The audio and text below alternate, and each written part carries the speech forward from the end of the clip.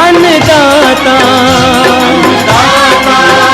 अन्नदाता, नीत तुम्हारा अन्नदाता, पग पग पर है संग तुम्हारे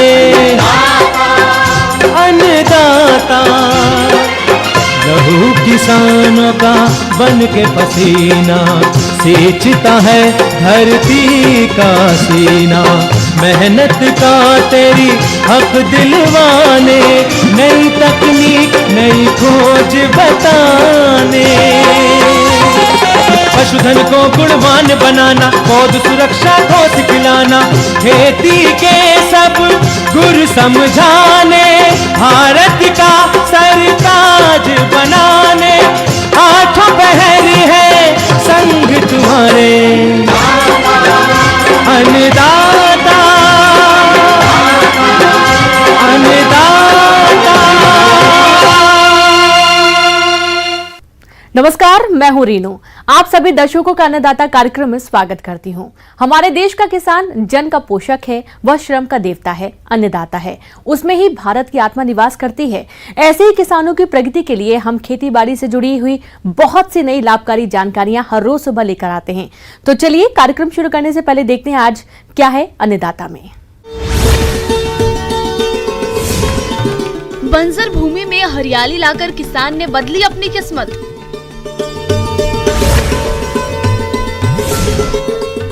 गिनी फाउल पक्षियों का पालन है लाभकारी व्यवसाय।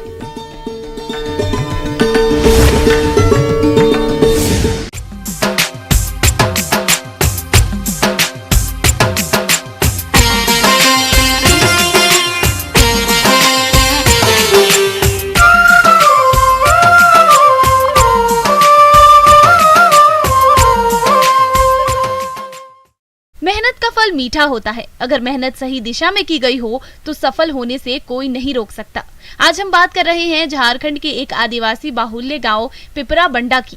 इस गांव में मेहनतकश आदिवासी जनजाति के लोग वर्षा आधारित खेती कर जीवन निर्वाह करते हैं। इसी गांव में अपने 2 बेटों और 1 बेटी के साथ रहते हैं एक किसान दंपत्ति परशुराम मुंडा और लीला देवी, जिन्होंने 2005 में अपने गांव से सटे बंजर पहाड़ पर मेहनत शुरू कर हरियाली लाने का काम किया और अपनी आर्थिक स्थिति में सुधार लाकर आज अपनी अलग पहचान बनाई। आइए मिलते हैं इनसे और जानते हैं इनकी सफलता की कहानी।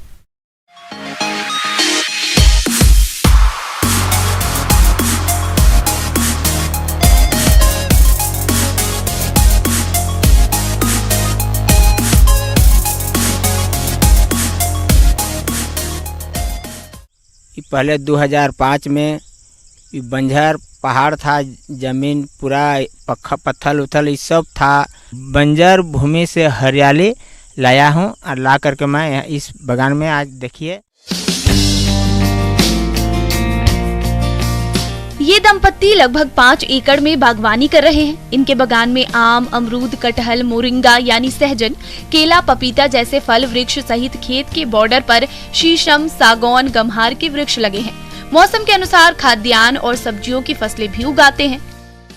उसमें हम 2005 के बाद हम आम का पौधा लगाए हैं, जिसमें 5 एकड़ में लगाए हैं, जिसमें हेमसागर है, तोतापुरी है, अम्रपाली है, चौसा है, मालदा है, इस 5-6 वेराइटी का आंबा है। कटहल भी है मेरा पास 8-10 पीस है, केला है 30 पीस है, सहजन है पेड़ 60 पेड़, पपीता है 20 पेड़, अमरूद है 91 पेड़ और आम, सब आम मिला करके है हमारे पास 400 पेड़ है अभी मेरे पास मौजूद।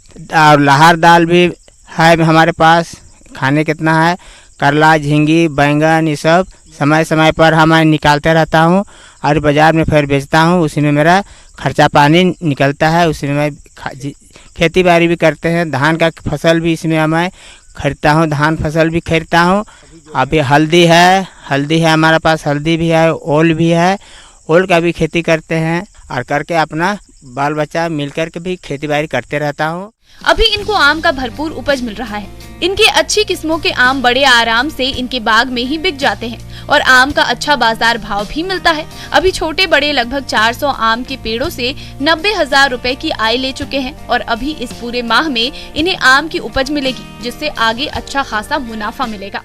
अगले साल बेचे थे 1.5 लाख का। जब आता है व्यापारी, बाहर से भी व्यापारी आता है हमारे पास और फ़ोन से भी बात करा करके तब आता है व्यापारी, बुलाते हैं तब आता है, हमको अच्छा रेट मिलता है इस बागान में।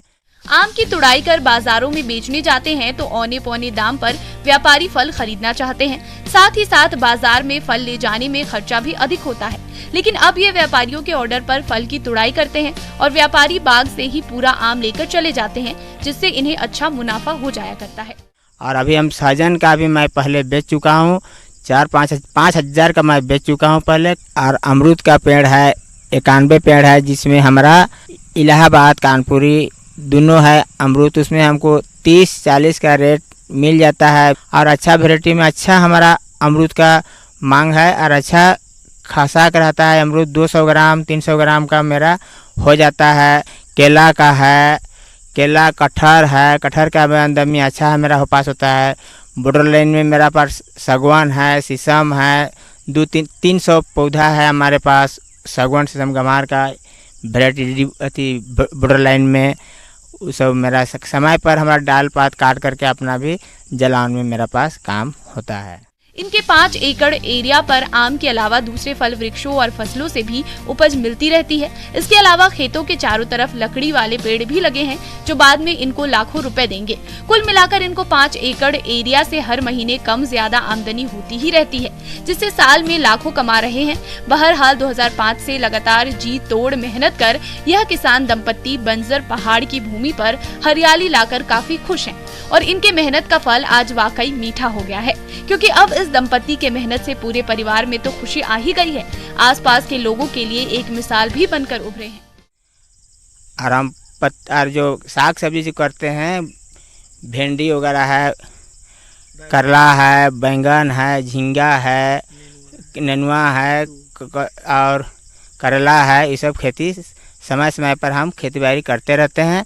और इस खेती बाड़ी से पत्नी बाजार जा कर के बेचता है, बेच करके अपना खर्चा निकलता है। खर्चा निकाल करके अपना घर परिवार चला रहे हैं, चला करके अपना इस बागवानी लगा करके हम अभी 2 पति पत्नी बाल बच्चा हम खुश हैं। पिछले कुछ वर्षों में गिनी फाउल पालन का चलन तेजी से बढ़ रहा है। इसे मांस और अंडे के लिए पाला जाता है। इसकी सबसे अच्छी बात यह है कि इसको पालने में बहुत ज्यादा लागत भी नहीं लगानी पड़ती है, साथ ही बाजार में इसका दाम भी अच्छा मिल जाता है। तो आप किस प्रकार से करें गिनी फाउल का पालन, आइए जानते हैं विषय विशेषज्ञ डॉक्टर सुशील प्रसाद से।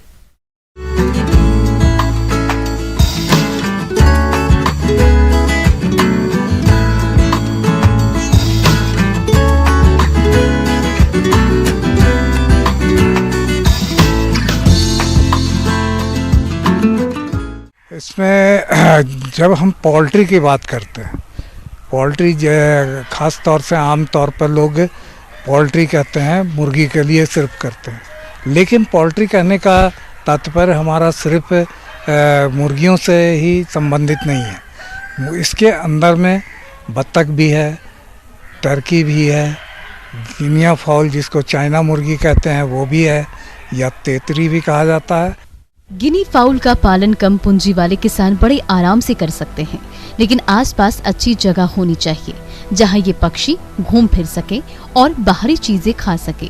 इससे इनके आहार का खर्च भी कम हो जाता है और तेजी से विकास भी होता है, जो खास तौर से उन किसान भाइयों के लिए बहुत ही लाभदायक है जहां पर चरने की व्यवस्था हो, क्योंकि ये चाइना मुर्गी यानी गिनी फाउल एक ऐसा पक्षी है जो कि स्कैवेंजिंग कहते हैं, जिसको हम चरने के इसमें अगर आपके पास कोई घेरा हो उसके अंदर में रख करके चरा करके इसका पालन कर सकते। इस पक्षी को अर्ध सघन बिछाली व्यवस्था में पालना सही रहता है। यह बहुत चंचल पक्षी होता है और घूमते रहना पसंद करते हैं, इसलिए इनके आवास में अच्छी जगह होना जरूरी होता है। तो गिनी फाउल आजकल पहले ये कहीं कहीं पर में देखने को मिलता था, लेकिन अब इसका पालन भी मुर्गियों की तरह ही किया जा रहा है। तो गिनी फाउल के में अंडा देने की क्षमता भी अधिक है, लेकिन ये मौसमी अंडा देने वाली पक्षी हैं। अप्रैल से जैसे देना शुरू किया सितंबर तक, तो ये इनका अंडा भी थोड़ा नुकीला होता है एक तरफ और चौड़ा होगा दूसरी तरफ। इसके अंडे में कोलेस्ट्रॉल, जो आजकल कहते हैं कि अंडा खाने से कोलेस्ट्रॉल बढ़ जाता है, तो लेकिन गिनी फाउल एक ऐसा पक्षी है जिसके अंडे में कोलेस्ट्रॉल की मात्रा बहुत ही कम है। दूसरी बात है कि मार्केट की जहाँ तक बात है, तो मार्केट में अब जो है इसका मीट भी, इसका आपको खास करके जो लोग खस्सी का मीट पसंद करते हैं, तो उस तरह से ये खस्सी और मुर्गे के मीट के बीच के तरह का आपको इसमें ये इसका मीट होता है। इसलिए इसका डिमांड भी धीरे धीरे बढ़ रहा है। जो भी मुर्गी पालक इससे जुड़ना चाहेंगे वो जुड़ सकते हैं। इसका मांस और अंडा रुचिकर होता है और कोलेस्ट्रॉल कम होने के कारण इसकी मांग अच्छी रहती है। ऐसे में आपको मांस या अंडा बेचने में समस्या भी नहीं आएगी। इसके 3 वैरायटी हैं। 3 वैरायटी में एक वैरायटी जो कि आप ज़्यादातर जगहों पर आप देखते होंगे कि चितकबरा टाइप का होता है, जैसे काला है उस पर सफ़ेद बिंदा बिंदा करके होगा, तो ये वैरायटी का नाम है पर्ल। दूसरा होता है एक सफ़ेद गिनी फाउल होता है जिसे हम कहते हैं वाइट, और एक स्लेटी कलर का होता है जिसे हम कहते हैं लेवेंडर। तो ये 3 प्रजातियां इसकी है। इनके रंग के आधार पर ही इनका नाम रखा गया है। और इसका पालन के लिए आप जिस तरह से मुर्गी पालन कर रहे हैं, अगर आप के पास व्यवस्था चराने की नहीं हो तो आप इसके मुर्गियों की तरह भी पालन कर सकते हैं, लेकिन इसको बिल्कुल बंद करके मत रखिए। इसके साथ इसके घूमने के लिए जगह चाहिए। इसमें इनका बढ़वारी भी अच्छा होता है, अंडा उत्पादन भी ज़्यादा अच्छा होगा। जैसे कि इस पक्षी के पालन में आहार पर खर्च कम आता है, लेकिन अगर आवास में रखकर पालन करते हैं तो खर्च भी बढ़ेगा और इनका विकास भी धीमे ही होगा। इसलिए इनको रोज 5 घंटे घूमकर खाने के लिए जरूर छोड़ें। यह फसलों को बिल्कुल नुकसान नहीं करते हैं और 50% तक आहार का खर्चा बचता है। बाहर घूमने के बावजूद इनको घर में भी आहार जरूर दें। इनको वही आहार दिया जाता है जो आहार मुर्गियों को दिया जाता है। जो मुर्गियों के लिए जो स्टार्टर, ग्रोअर, लेयर, ये 3 फेज का जो दाना है मुर्गी का आहार है, वही आहार आप इसमें भी प्रयोग कर सकते हैं।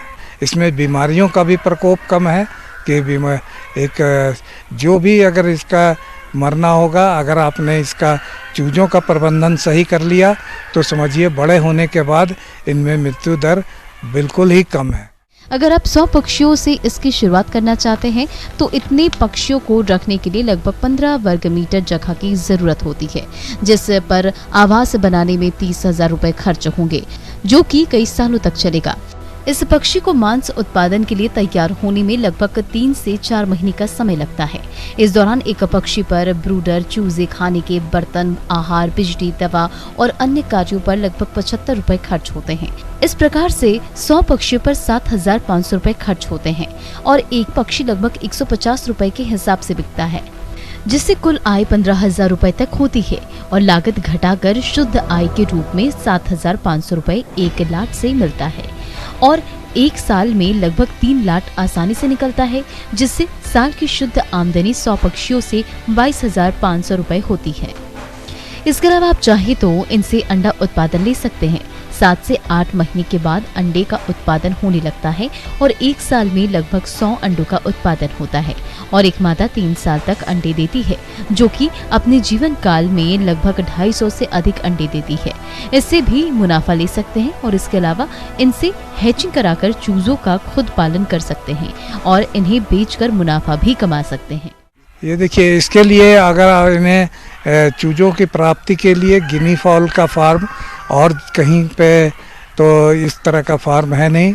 आपको इज्जत नगर बरेली में केंद्रीय पक्षी अनुसंधान केंद्र है, वहाँ पर आपको संपर्क स्थापित करेंगे तो गिनी फाउल का चूजा या अंडा वहाँ से प्राप्त किया जा सकता है। हैचिंग कराना चाहते हैं तो कहीं भी आप हैचिंग करा सकते हैं। ये इनका चूजों का हैचिंग 28 दिन में होता है और या चूजे लाना चाहते हैं तो वहाँ से आपको चूजा या अंडा दोनों ही उपलब्ध हो जाए। मौसम विभाग की रिपोर्ट पर साप्ताहिक कृषि सलाह इस प्रकार है। ग्रामीण कृषि मौसम सेवा मौसम पूर्वानुमान एवं कृषि सलाह जिला जयपुर द्वारा भेजे गए मौसम पूर्वानुमान रिपोर्ट के आधार पर जिला जयपुर और इससे लगे जिलों के किसान भाइयों को सलाह दी जाती है कि भिंडी की फसल में सफेद मक्खी और जेसिड्स के नियंत्रण के लिए 5% नीम के बीज का अर्क या 500 मिलीलीटर नीम के तेल या एसीफेट 75 एसपी की 1.5 ग्राम मात्रा या इमिडाक्लोप्रिड 17.8 SL की 0.3 मिलीलीटर मात्रा प्रति लीटर पानी के हिसाब से घोलकर छिड़काव करें। लोबिया फसल की बुआई पूर्ण करें। लोबिया की उन्नत किस्मों में RC19, CPD 119 और RC 101 है। मोठ फसल की बुआई पूर्ण करें। मोठ की उन्नत किस्मों में RMO 40, RMO 225, RMO 435 का चयन करें। पेड़, आम, नींबू, अनार और आंवला आदि पौधों के बाग लगाने का उपयुक्त समय है। मूंग की SML 668, RMG 975, RMG 62, MSG 118, RMG 268, RMG 492, RMG 344, IPM 2-3 का चयन करें। फसल की बुआई से पहले कार्बेंडाजिम 2 ग्राम प्रति किलोग्राम बीज की दर से उपचारित करके बुआई करें। किसानों को सलाह दी जाती है कि वे जल संचयन टैंक या जल संचयन की किसी भी विधि में भविष्य के लिए वर्षा जल की एक एक बूंद को संरक्षित करें। तिल की बुआई का उचित समय है। तिल की उन्नत किस्मों में RT 46, RT 125, RT 346 एवं RT 351 का चयन करें। तिल की शाखा वाली किस्मों के लिए 2 से 2.5 किलोग्राम और शाखा रहित किस्मों के लिए 4 से 5 किलोग्राम बीज दर प्रति हेक्टेयर रखें। बीज को बुआई से पहले 3 ग्राम थाइरम या कैप्टान फफूंदनाशी से उपचारित करके बुआई करें। ग्वार फसल की बुआई का उपयुक्त समय है। किसानों को सलाह दी जाती है कि ग्वार की उन्नत किस्मों में करण ग्वार 1, RGC 1033, RGC 1066, RGC 1038, RGC 1031, RGC 936, RGC 1017 और RGC 1055 का चयन करें। बुआई के लिए 15 से 20 किलोग्राम बीज प्रति हेक्टेयर का प्रयोग करें। अंगमारी रोग की रोकथाम के लिए बीज को बुआई से पहले प्रति किलोग्राम बीज को 250 ppm एग्रोमाइसिन के घोल से उपचारित करें। पंक्ति से पंक्ति की दूरी 30 सेंटीमीटर और पौधे से पौधे की दूरी 10 सेंटीमीटर रखें। बाजरा की बुआई का उपयुक्त समय है। किसानों को RHB 223, RHB 234, RHB 177, RHB 173 बुआई के लिए 4 से 5 किलोग्राम बीज प्रति हेक्टेयर प्रयोग करें। पंक्ति से पंक्ति की दूरी 40 से 45 सेंटीमीटर और पौधे से पौधे की दूरी 15 सेंटीमीटर रखें। जिन किसानों के पास मिर्च, टमाटर और बैंगन के पौध तैयार है, उन्हें खेत में रोपाई करने की सलाह दी जाती है। घरेलू पशुओं को बारिश के सीधे संपर्क में आने से बचाएं। उनके शेड में पानी जमा न होने दें। उनके कूड़े को सूखा रखने की कोशिश करें।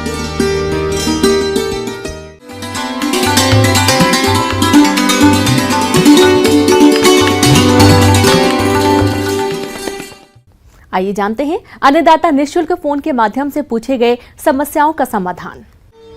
अन्नदाता निःशुल्क फोन संपर्क सेवा के माध्यम से पूछे गए प्रश्नों में से आज हमने जिस प्रश्न को कार्यक्रम में शामिल किया है उससे पूछा है ग्राम नगलिया, जिला श्री गंगानगर के कृषक प्रसून कुमार ने। आप अनार के बाग में कीट नियंत्रण के बारे में जानकारी चाहते हैं, तो प्रसून कुमार जी आपकी जानकारी के लिए प्रस्तुत है कार्यक्रम का ये अंश।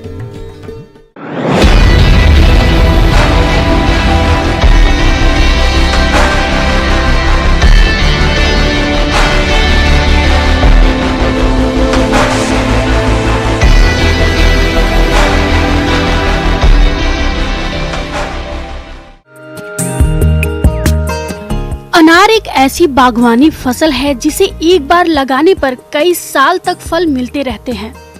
अनार सबसे ज्यादा स्वास्थ्यवर्धक और पोषक तत्वों से भरपूर फल माना जाता है।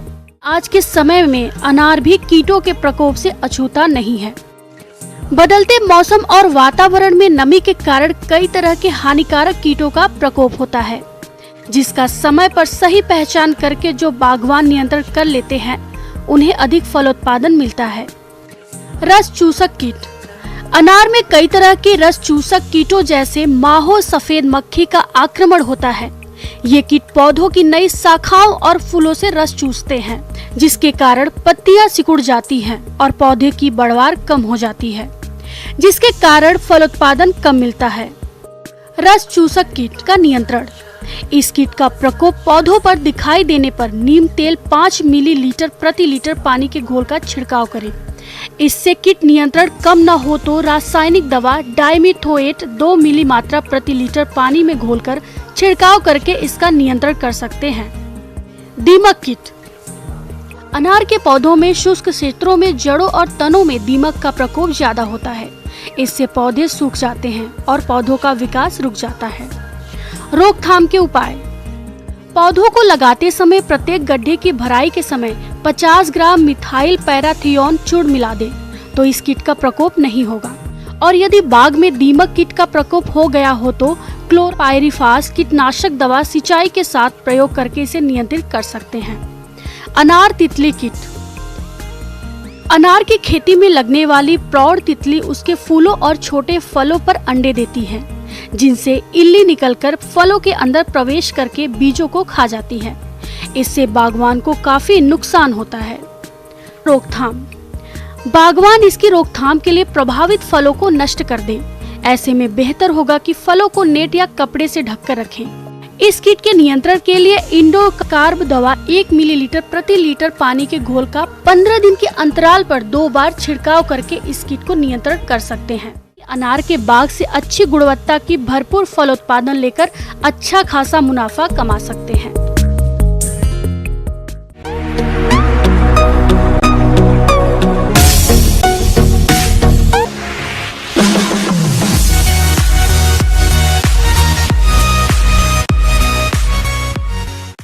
एक नजर डालते हैं राज्य के कुछ मंडियों के प्रमुख फसलों के बाजार भाव पर।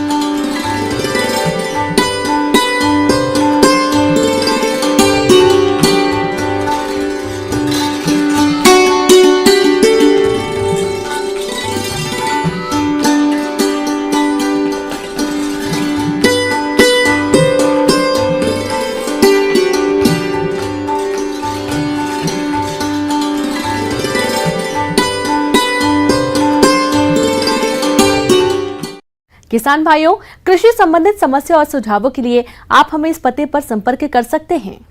प्रोड्यूसर अन्नदाता news 18 Rajasthan, Ramoji film city, Hyderabad 501512। साथ ही आप हमें ईमेल भी कर सकते हैं। हमारा ईमेल है p18annadaata@nw18.com। इसके अतिरिक्त आप हमें निःशुल्क हेल्पलाइन नंबर 1800889216 पर सोमवार से शनिवार सुबह 10 बजे से शाम 4 बजे के बीच संपर्क कर सकते हैं। अब समय हो रहा है आपसे विदा लेने का। कल फिर मुलाकात होगी कृषि से जुड़ी महत्वपूर्ण जानकारियों के साथ। नमस्कार।